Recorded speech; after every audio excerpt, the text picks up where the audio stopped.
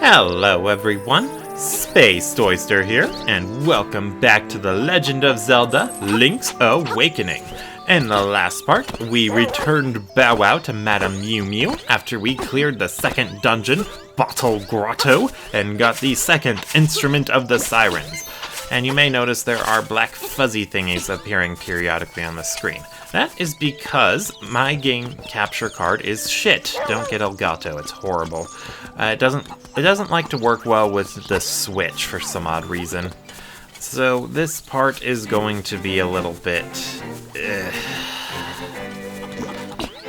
I mean, I can get it to work under very specific circumstances, but it's, for the most part, if I don't set it up properly, then it's very uncooperative, and I hate it.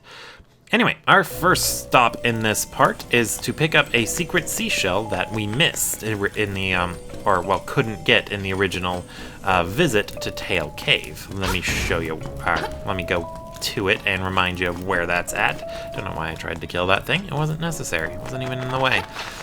Fortunately, one thing they did do with Link's Awakening, or with this remaster, is if you meet the requirements to get through a room once, you don't have to do it again, even if those requirements were kill all the enemies in the room. It doesn't ask you to kill all the enemies in the room again. You can just do it. Or, well, get through the room without having to kill them all again. Yay! Another secret seashell. Yeah. But that was in that side room, and I do believe that side room can also show up in Dampy's adventuring thingy, so after you've opened it, you can go talk to him, and it'll add that room as an option to visit. Or as an option for your custom dungeons. Anyway, now that we've gotten that, we can explore more of the island with bombs and power bracelet in hand. So, let us make our way back to that big cracked skull rock thingy that we found last time. Or at least I think that's where I'm going. Oh wait, no, there's another secret seashell we can get to in the mysterious forest. Ooh, spooky.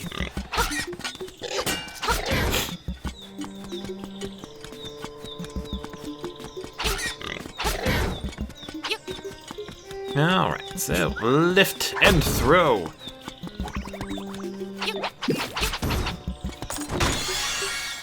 And there we go, secret seashell. Again! I haven't been keeping track. Okay, we got 8 so far. I think you want to get at least 10. Wait, why did I equip the magic powder? I don't know why I equipped the magic powder. Anyway, I missed it when, oh, that's why I equipped it. Anyway, I missed it before, but in the middle of all those flowers, there's another secret seashell. BowWow pointed it out when I was walking past that screen, but I was distracted and didn't notice. Hey, kid, you woke me up from a fine nap. Thanks a lot, but now I'll get my revenge. Are you ready? I'll let you carry more magic powder. Are you ready? Yes?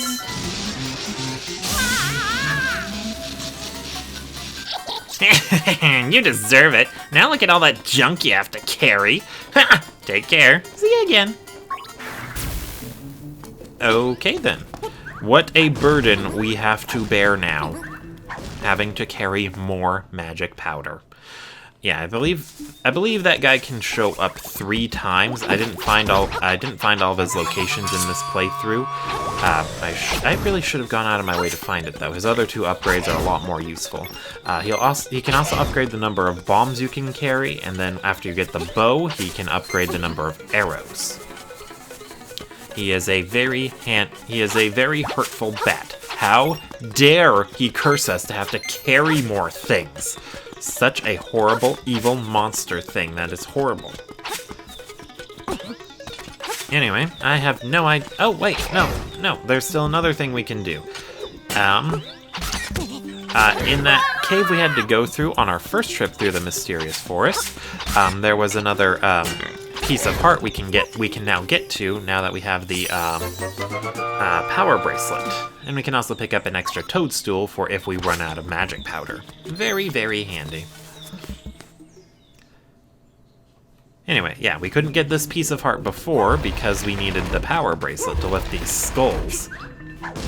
But now that we actually have the power bracelet, we can get the piece of heart. Woo! I think that's number 6.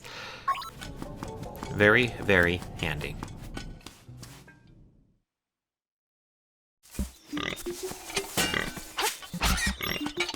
Die, Moblin. I suppose I could have gone through the cave, but I think it's faster to go around this way. Although, yeah, I don't remember what I did. I should remember things better. Okay, so yeah, there's also a couple chests in the caves up here that we can open. Those are very, very handy indeed too. So let's go and open those. Wait, no, we already opened one of them because we only needed the Rock's Feather. Silly past Spaced Oitzer, you don't need to dig there. You came through this area with BowWow, and you know there's nothing underground there. There actually is something I missed here with digging that I think I'll pick up later, but yeah, I didn't need to dig in those spots, or even try to. Yay, 50 rupees. Very nice. And that means we now have over 200 again. We can afford to buy the piece of heart that Mr. Salesman has sailing. Yay! Guardian Acorn, also yay!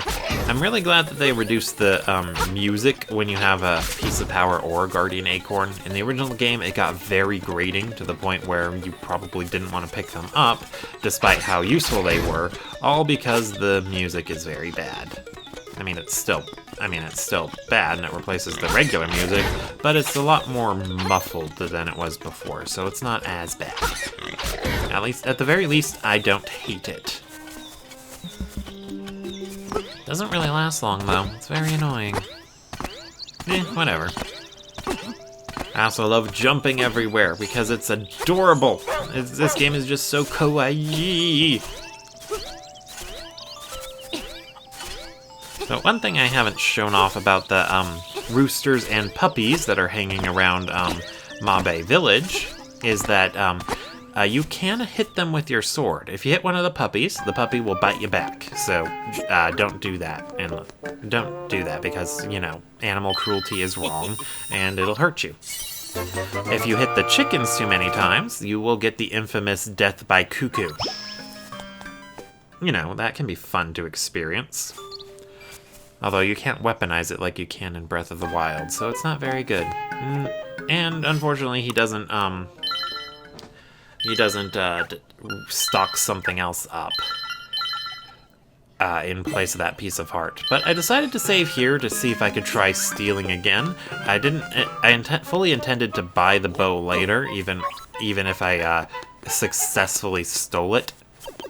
But I just wanted to see if I could, but I haven't been able to get the stealing mechanic to work in this game like it does in the original, so I don't even know if you can.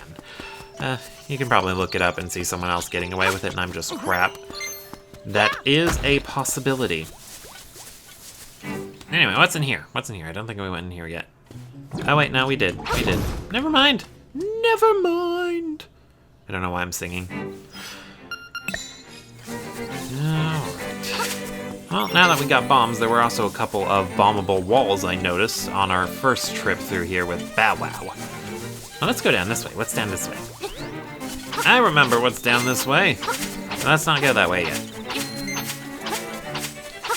Don't worry, we will be going that way later. This is a very small island. We are going to be visiting every area on it. But for now, let's go to the side that has the bombable walls.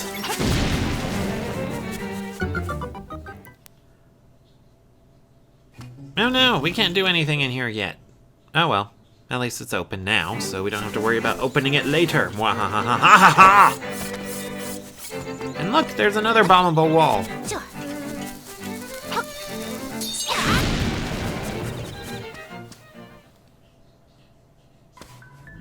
And it's just another fairy fountain. Probably very useful to have on that heroic mode, but not so much right now. It's kind of horrible. Whatever. At least she has a fairy there, so if you have any bottles, you can stuff the fairy into it and hold on to it for later. Sadly, though, I think heroic mode, I don't think you can even pick up fairies. I didn't see one in the brief time I gave it a shot. Oh, that flying enemy there, I hate it so much. You cannot hit them with your sword. If you try and hit it with your sword, it will dodge every single time. Anyway, let's go ahead and jump across here. And you see that pattern of grass. Obviously, in the middle of it, because it's very suspicious looking, there is a thingamajig buried there. And by thingamajig, I mean secret seashell. She sells seashells by the seashore. I don't know why I'm going to say that every time, but I'm going to say that every time. Ha ha ha. Not really. But it's kind of hard to not avoid it. We're talking about secret seashells here, and she does sell seashells. Not that way. Anyway, let's go back this way. But yeah, that flying enemy there, they're very, very difficult to deal with because you can't hit them normally with your sword. They'll just dodge it every time. I've even tried using jump attacks, spin attacks, nothing. They get out of the way every time. They are weaker than in the original game, I think, because other weapons take them out in one shot. But for now, they're just annoying. Oh, wait, right, in the original game they're also a lot more problematic because they fit on because you're on a much smaller screen, so you have to dodge them in a smaller area. I am the spirit of the mansion. I have been waiting for someone, one who can overcome the darkness. Find the secret seashells, then ascend the platform. You will receive the ultimate sword. Sounds like you should come back here with lots of shells and try standing on the platform. No, really? I never would have guessed. Anyway, in the original game, you have to time your visits to the Seashell Mansion perfectly. If you miss one of the rewards by getting too many shells, you can never get that reward. Anyway, our first reward, looks like for getting 5 secret seashells, is a piece ofุYay! So I was wrong, you only need 5 for the first reward. I don't know if the original game, what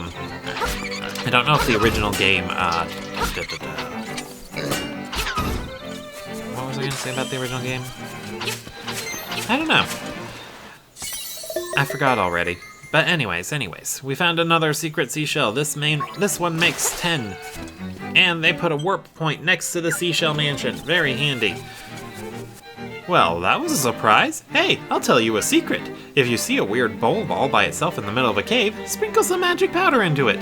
It's a pretty good joke on the thing that lives in there. I wonder why he doesn't like it. Well, that was a surprise. Hey, I'll tell you a secret. Use your sword to poke at dungeon walls. If you hear a hollow clank, you can break the wall with a bomb. Yeah, I tried to test that out a bit, but honestly, I didn't test it out that much. Anyway, I thought 10 would be the right amount of seashells to get the next reward, but it's actually 15. And then after that, it's 30, 40, and 50. Oh, right, and I did look it up. The reward for 50 seashells is a special room for Dampy's dungeon crawling thingy. So that is handy for that. Animal Village to the right, Martha's Bay to the down. It's very tough to be consistent with directions, because left and right are just immediately recognizable, but up and down, those are more recognizable as north and south as a directional thing. Why didn't you pick up that boulder? There was a secret seashell under that boulder. Why didn't you pick it up? Past Space Oyster. Ugh. Well, whatever. We're gonna need bombs in here again. Yeah, underneath these skulls are bugs. In the original game, it is extremely difficult to pick the shells up because getting close to it causes them to damage you, and you have to be pretty much right on top of them to pick it up. It seems to be easier in this game, and I'm not too sure if it's because they refined it or if it's just easier to tell when you're in grabbing range with the new graphics. Or the new art style, I should say. Graphics, art style, I don't know. This game is definitely technically superior to the original game in pretty much every single way. I can't see myself playing the Game Boy Color version of Link's Awakening now that the Switch version's out. This is just the superior version of the game, all in all.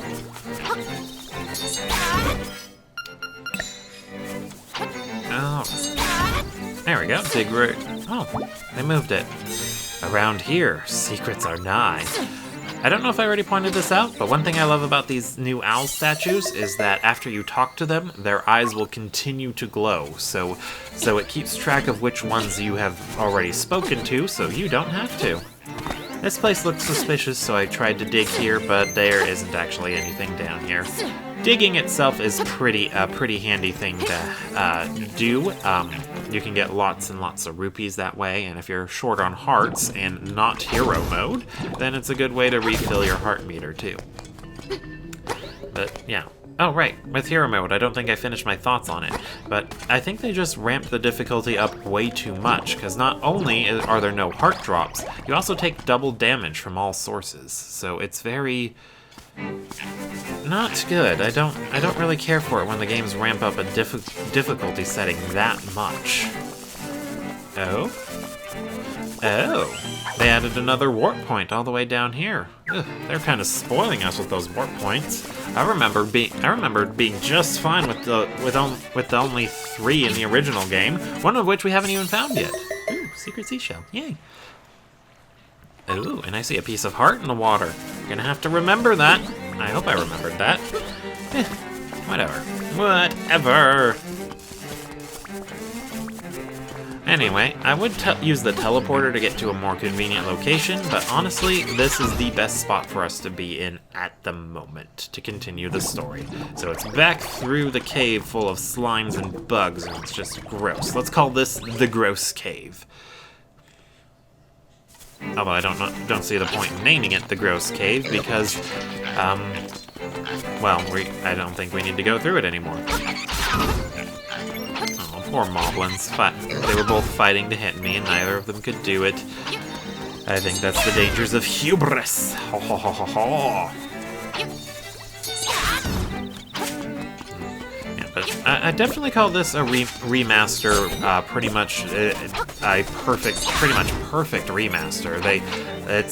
It's extremely faithful to the original game. The map layout's the same, enemy layouts are pretty much the same, and the dungeon layouts are very, very similar too. But they've also haven't hesitated to make some quality of life changes that replacing one of the what's the word? One of the flowers outside of Bottle Grotto with a boulder, that is a very, very big convenience change that I'm glad is there. Yo! Salutations. You wouldn't know by the look of me, but I used to live in the castle. My servants went berserk, and I was forced to flee to my villa. So, you're looking for something, are you? I may have just what you're after. But first, I want you to retrieve the golden leaf I left behind at the castle when I fled. Yeah, okay, sounds pretty good. Easy. Smashing! To tell you the truth, there are 5 leaves, and I want them all. Okay, you'll need to do some digging, so buy a shovel.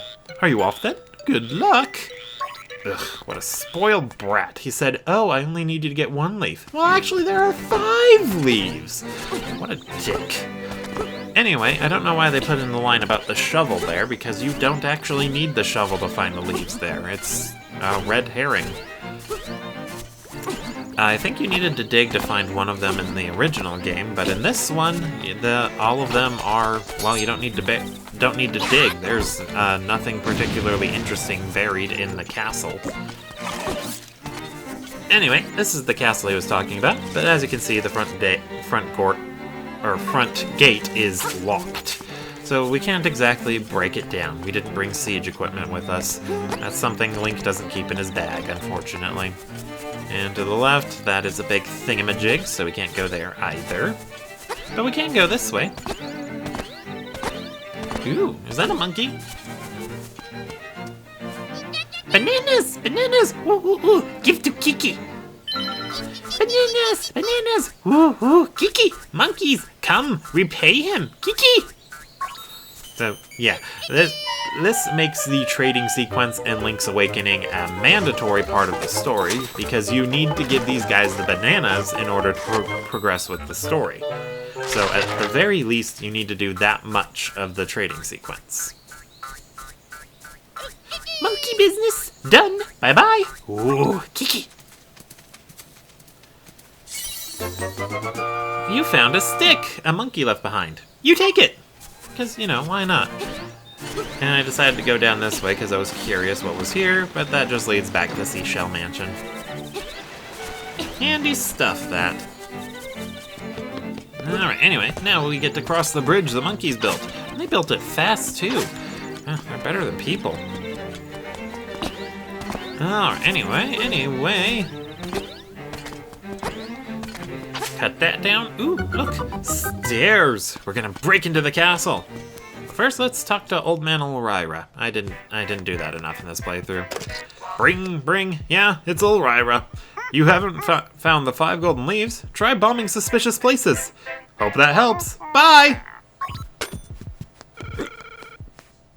Ooh, excuse me. Ooh. Alright, so yeah, Ulrira gives us a tip with the bombs. They made bombs pretty mandatory for this part of the game, so I can see why the remaster walked off bombs until after you cleared the second dungeon. That gap is a little bit too big. You can safely jump across it, but it's just a little bit big. Anyway, these I think are dark nuts. Or at least I think that's the name for them. They behave exactly like moblins and Stalfos do, but they're actually a bit more aggressive. Oh, right, and that crow there, you do have to kill it because it drops the golden leaf, but the only way to get it to chase after you, or to attack you, is to throw a rock at it. So if you happen to pick up and break all the rocks before then you just have to leave. You just have to get the rocks to respawn by leaving and coming back. I think the rocks respawn if they're not on screen, so should be quick. But yeah, I kept digging because they said, oh ho ho, you're going to need the shovel. Use the shovel, shovel. But they didn't actually bury any of the golden leaves. It's quite annoying.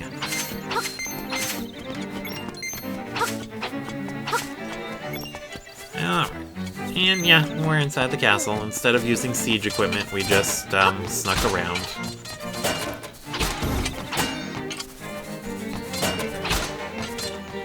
But yeah, these guys, they tend to be more aggressive than both Moblins and Stalfos, so they can be quite deadly. It's very neat though that they only put them in this area.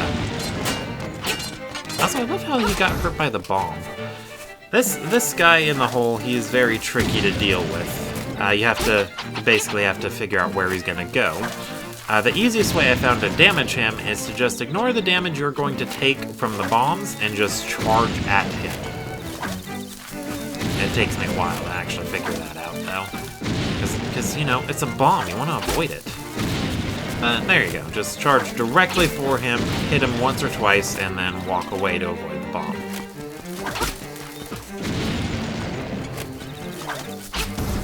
And there we go. Another leaf.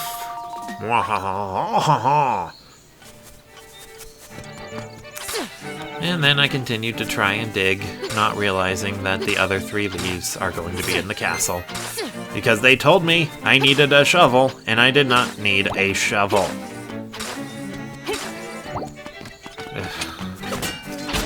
I think you did need to use a shovel to get one of the golden leaves in the original game, so I guess they kept that line in, but they didn't bury one of the leaves, so it's just strange that they were oddly selective about what they were faithful to and what they were willing to change, because that line, they should have changed it knowing that they didn't actually bury any of the leaves. Sorry, I'm just gonna it's tough not to harp on about that. Anyway, Canalit Castle here is its own mini dungeon of sorts.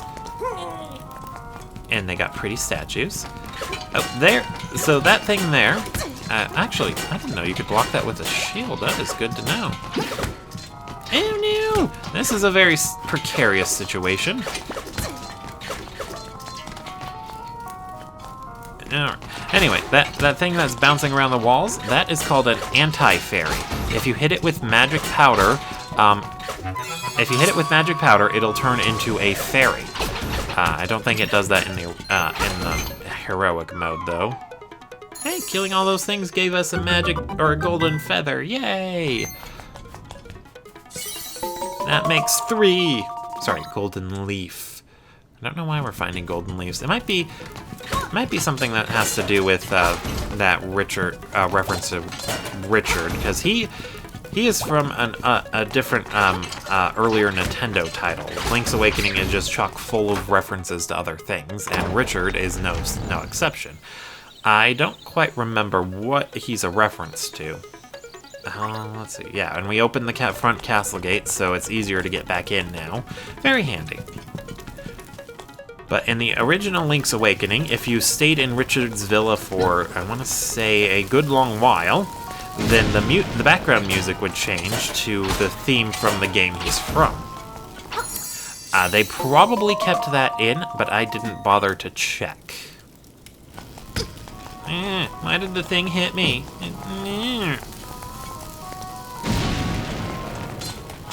And I don't think we needed to free this guy, but I figured, why not? And you can jump over the sparks, but it's really inconvenient. I wouldn't recommend doing it. If you have enough bombs, you could probably take that guy out by just tossing bombs over the ledge at him.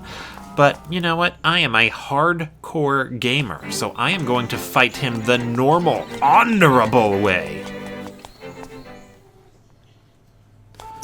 Also, and this is a bit embarrassing to admit, but I did not realize until after I broke all the pots that you need to throw one at the door to open it. That's why they have a pot symbol.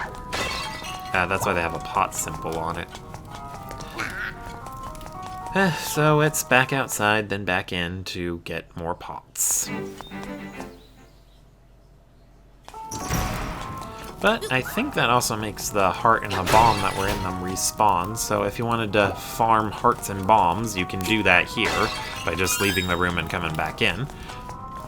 Anyway, this guy is a completely unique enemy. This is the only time we're going to see him here. He'll spin that chain around, you can block it with your shield, and then you hit him.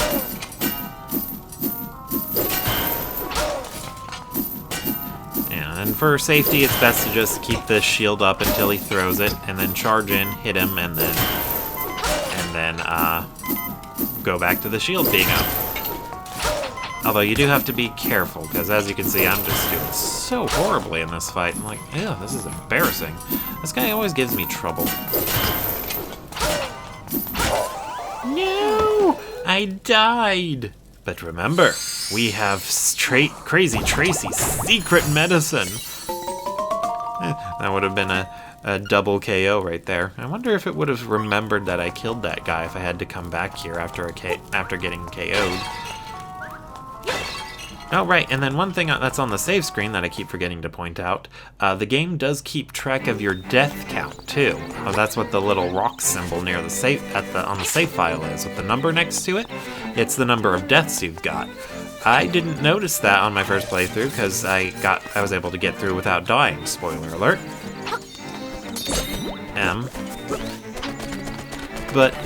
But yeah, it keeps track of how many times you die. I would highly recommend trying to get through this game without getting KO'd at all. Like, I definitely recommend doing a normal mode playthrough just for that. They do have a golden ending, and that golden ending is if you get through the game without getting KO'd. But it's optional, so don't worry about it.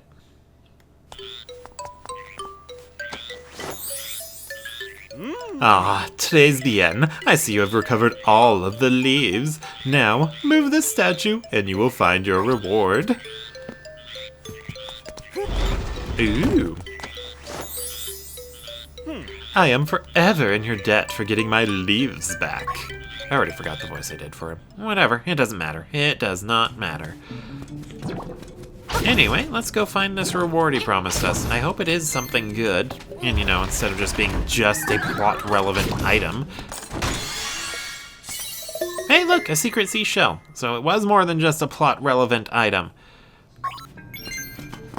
And now that we found the seashell manor, it changes the description from the secret seashells from I wonder what this is for to if you find a lot of these, something good is bound to happen. I think in the original game, it always had the description of if you find a lot of these, something good is bound to happen. So I guess it's good to know that they changed the description on it in this game. I suppose that's a good thing. Yeah, I was trying to check the walls to see if these were bombable ones. They're not, though. They're not. But I'm not too sure if changing the description for the seashells is good. On the one hand, it allows them to be more mysterious until you find out what they're for, but with the original game telling you something good will happen if you find a lot of these, it encourages players to find a lot of them. And I don't know if this thing is mysterious, what do you do with it, or what is it for? I don't know if that encourages players to try and find them the same way the original description did. I guess you'd have to ask people about that, but I ain't got time for that. Anyway, the pothole field here is a lot easier to navigate than in the original game because we're not confined to basic cubes. We can jump over the potholes to other parts of the field if we need to. Whereas in the original game, you could only do that on one specific screen, and the grass grows back if you leave screens. So it's a lot easier to navigate this field this time around. Anyway, there's a piece of heart there, and I don't know if we were supposed to get it now or later, but I decided to get it now. Jump across, cut it, fall in the hole, and then if you get the jump just right, you should be able to make it across. Although it's not easy, as you can see here. But we did it! Yay! We did it! Yay!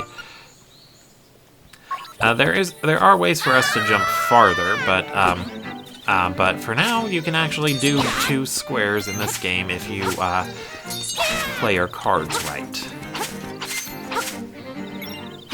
Ooh.